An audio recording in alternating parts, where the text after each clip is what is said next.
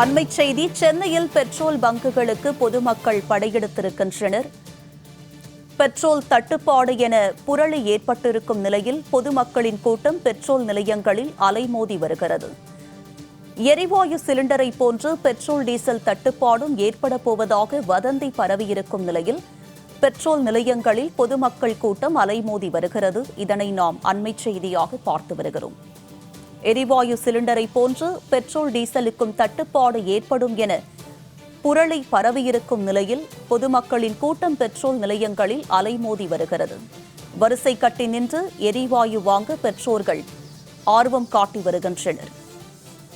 நள்ளிரவு முதல் பெட்ரோல் நிலையங்களில் பொதுமக்கள் கூட்டம் அலைமோதி வருகிறது. இதனை நாம் அண்மைச் செய்தியாக பார்த்து வருகிறோம்.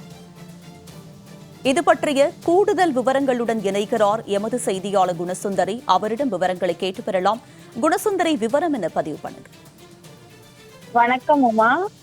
சிலிண்டர் தட்டுப்பாடு குறித்த தகவல்கள் பரவி வரும் இந்த சூழ்நிலையில பெட்ரோல் மற்றும் டீசல் தட்டுப்பாடு ஏற்படலாம் என்ற அச்சத்துல சென்னையில் பல்வேறு பகுதிகளில் உள்ள பெட்ரோல் பங்குகளை நேற்று நள்ளிரவு முதலே பொதுமக்கள் கூடி எரிபொருள் நிரப்பி வராங்க. குறிப்பாக அதாவது அமெரிக்கா மற்றும் ஈரானுடனான மோதல் தீவிரமடைந்து வரும் நிலையில அந்த பகுதியை சுற்றில் இருக்கிற கடல் வழி எண்ணெய் போக்குவரத்திலும் பதற்றம் என்பது நிலவி வருகிறது.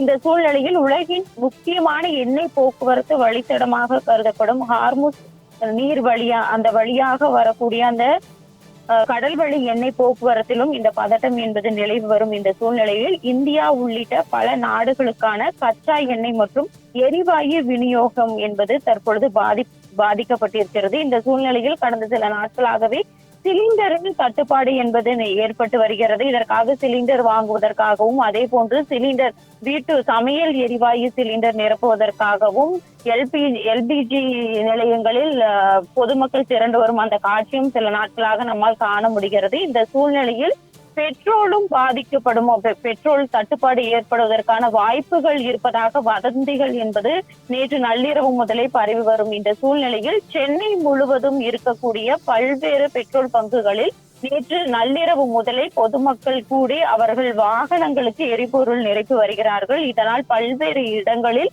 பெட்ரோல் பங்குகளில் நீண்ட வரிசையில் காத்திருக்கும் ஒரு சூழல் என்பது நிலவி வருகிறது.